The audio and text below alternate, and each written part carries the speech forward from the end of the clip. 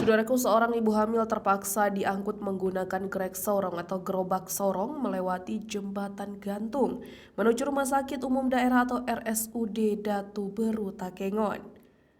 Video yang beredar menunjukkan tubuh sang ibu tampak lemah menahan kontraksi di atas gerobak sorong. Sementara keluarganya bersama seorang bidan desa berjuang menuntun melewati jembatan gantung yang bergoyang.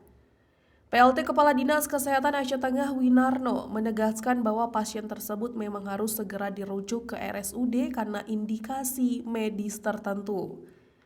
Namun, ia tidak menampik bahwa hambatan utama terletak pada kondisi infrastruktur di pedalaman. Jalan dan jembatan yang ada tidak bisa dilalui kendaraan roda 4, apalagi ambulans.